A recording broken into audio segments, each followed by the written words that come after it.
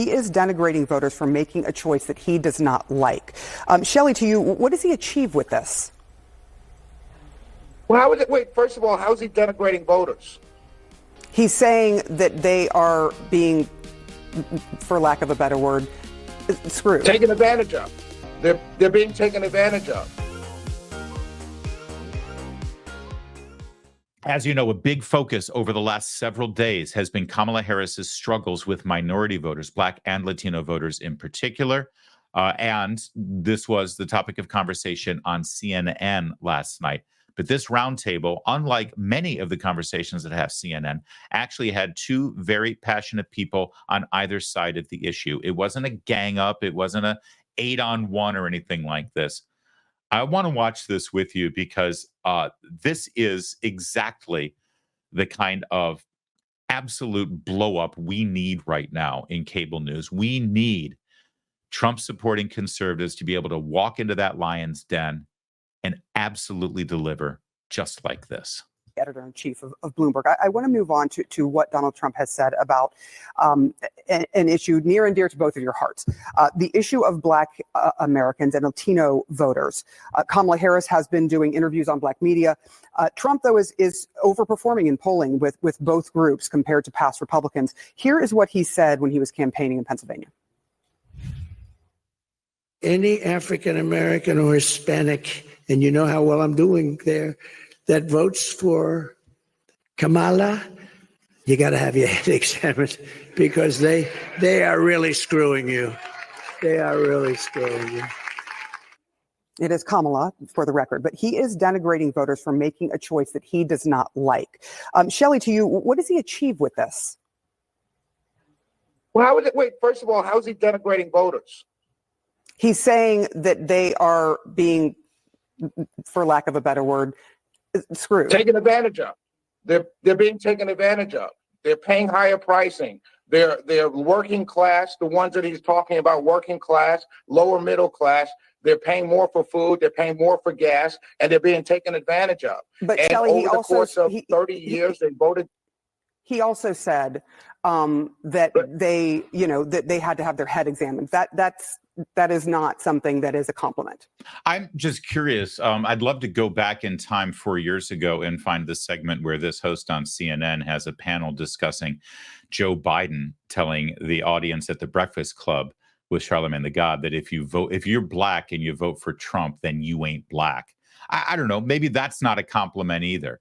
Listen, politicians use rhetoric to make a point, and Trump's just basically pointing out that African Americans and Latinos have been diligently following orders and voting Democrat for decades now.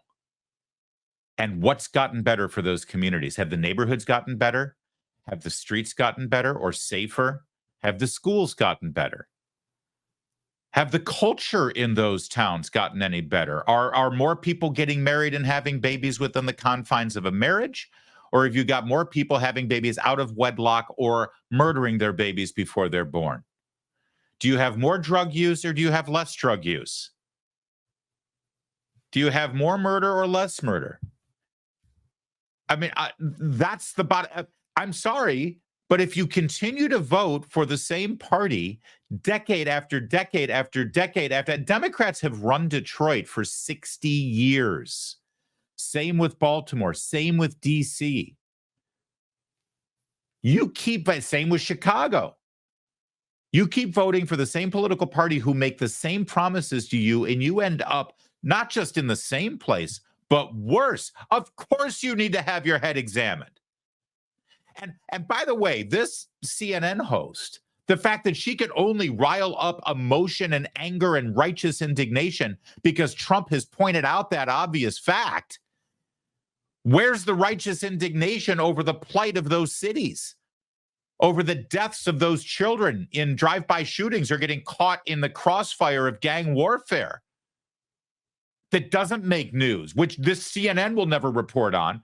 But if Jussie Smollett claims that he got beat up at 2 a.m. getting a Subway sandwich because it's MAGA country in Chicago, oh, we're going to have day-long shows about that. And instead, she's more upset about Trump saying that these people need to get their head examined. This is exactly what's wrong with CNN. But what's right about this guy, because he's not taken any of it. Watch. Obama just told me the same thing.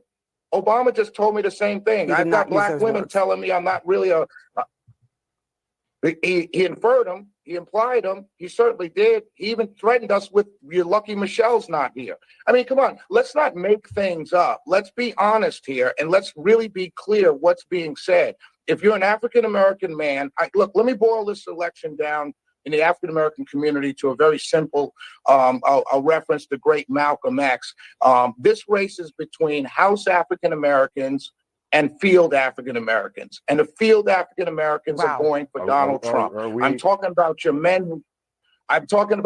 who build, your men who put things together, your men who work with their hands, your men who do things, not the men who push paper, or the men who are connected to power and want to continue to be connected to power. Are you denigrating African American men who are professionals who work in white collar jobs? Is that what I'm hearing from you? Or no? I'm just trying to understand, is Shelley Shelley the House woman or the field woman? I'm just trying to understand that part. I'm just trying to understand. We have someone who's spitting. I'm just trying to understand the one that's spitting talking points right now. Are you the House Negro or the field Negro that you're referring to? So I just want to make sure your question was about denigrating black people. That literally was your question. You have a Republican fool who is talking right now about. You literally just said that black men. You actually just said this is an election about House or field. This is the nonsense that we are listening to right now by those that are supporting Donald Trump. That is actually what you just there's only clearly you must be in your own talk. I'm not sure what kind of radio show you have that you can't listen to your own thing. So you actually just said for Trump. Again, do you understand? You sound absurd and silly. And so let's actually talk about the substance of your question. The substance of the question was around denigrating.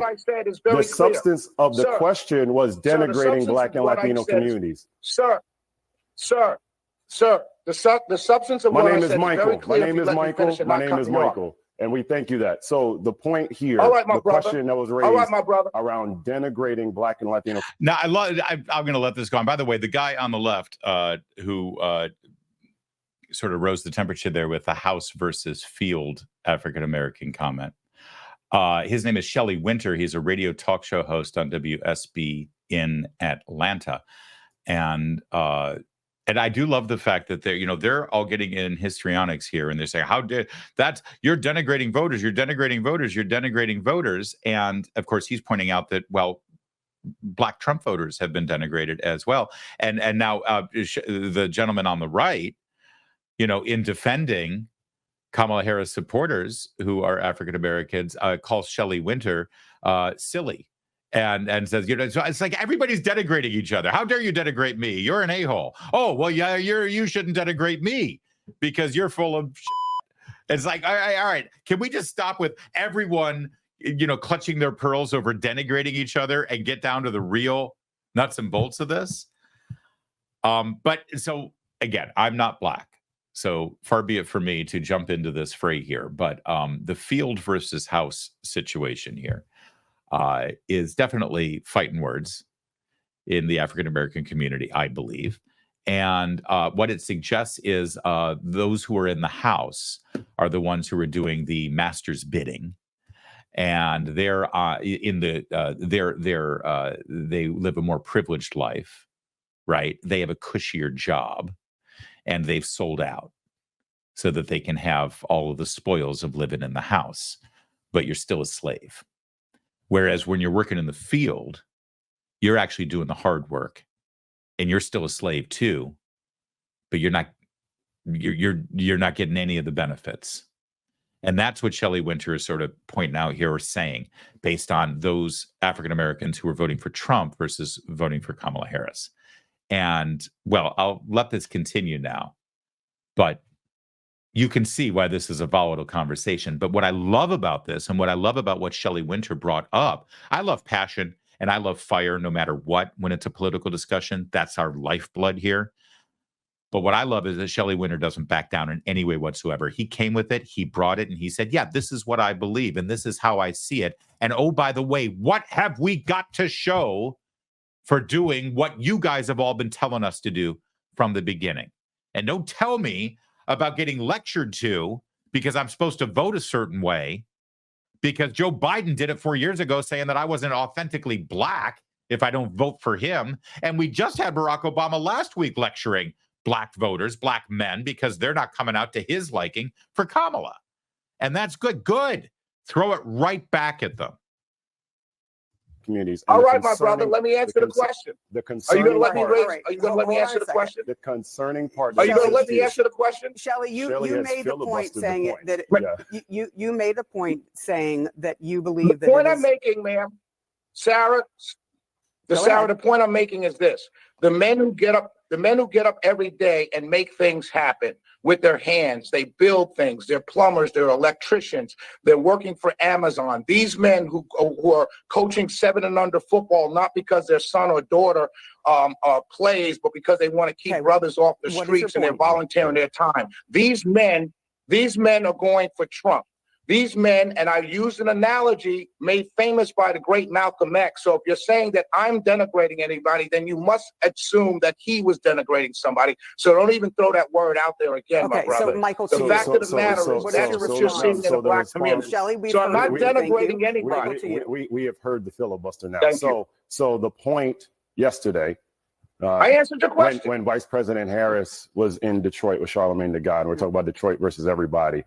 So the reference that was just made, he's essentially communicating that the people in Detroit and Milwaukee and Philly that are doing work, manufacturing jobs, putting in for their communities, are going to vote for Donald Trump, a man who has no policy, no support, who called for the death penalty on black men and has repeatedly been against us. So let's be abundantly clear.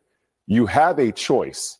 You can follow the rhetoric of someone who is literally calling you a house or field black man, or you can follow the black woman who was a DA, an AG, a United States Senator, a vice president, an HBCU alum, a sorority sister who is actually helping black people. This is the decision you have in 20 days. To follow people like Shelley, who is saying this rhetoric. We've heard his filibuster. How she help black people? We could listen to Shelley or to Clarence Thomas. Mr. Winter, you've had your point. I'm just trying to let both of you. Yeah, we really appreciate that. Thank you, sir. I appreciate that. So like the reality is this, you have a scenario right now where you have on one side a black woman who is saying, how do we help our communities? To your earlier question, Sarah, around how can you do both? On one side, you have Vice President Harris, who is articulating how we can help domestically and abroad. Donald Trump sent COVID tests to help Putin. So while your black families, house or field, referring to what Shelley is talking about, that's misinformation, sir. We're dying. That's misinformation. We're dying. That's because of misinformation. Donald Trump's policies. That's misinformation. You know, it's that's amazing. Misinformation. We will focus here. We are going to leave this here. Yeah, absolutely. Michael Blake, Shelley Winter, thank you both for joining us. Why don't you correct the misinformation? Have a good day for joining us. For your radio show. Like I said, we love fire and we love passion and we love when people go at it. And I think Shelley Wynter actually, well, let's just say he got their attention.